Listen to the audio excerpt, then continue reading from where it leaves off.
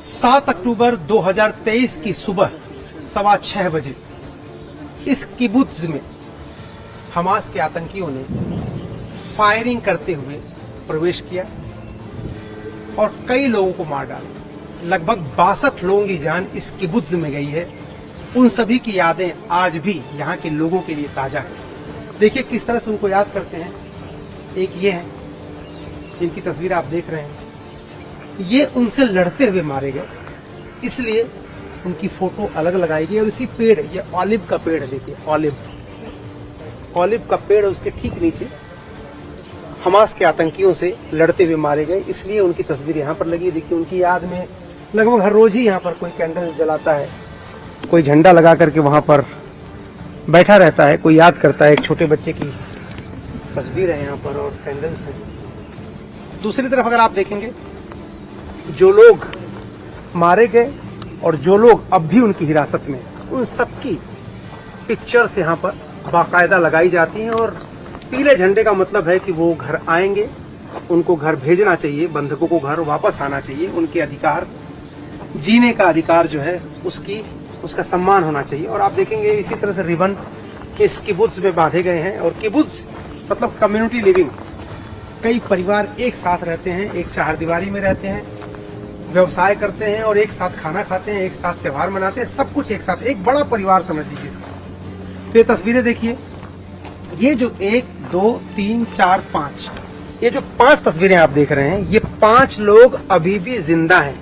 ये जो कम्युनिटी के लोग हैं उनके मुताबिक कुल 62 लोगों की हत्या इस किबुत्ज में की गई थी।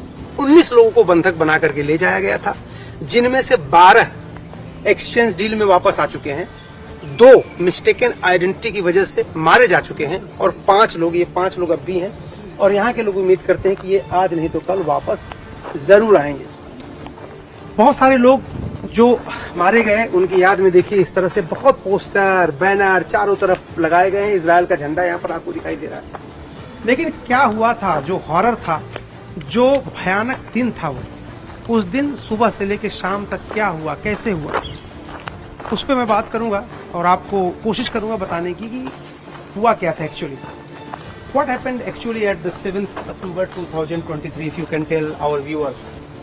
The 7th of October of 2023, in 6:29 in the morning, people got the message that saying that everybody locked down in the house because the terrorists were inside and they're coming. Out of the 14, the members of the civilian guard to protect only inside of the kibbutz people that live here and raise their family here. 7 people died in an act of heroism, trying to protect their house. And the terrorists just came inside and slaughtered everything they saw, destroyed everything they saw. And this is the situation that we need to walk up to. How many people got killed? How many people got hostages by the Hamas? 62 members of the kibbutz died, murdered in that same day, and 19 people kidnapped to Gaza. I'm here and we take care of the situation. So you are waiting for revenge? Not for revenge, to protect. To protect yourselves. Yeah. So Gaza is how far Gaza is from this kibbutz?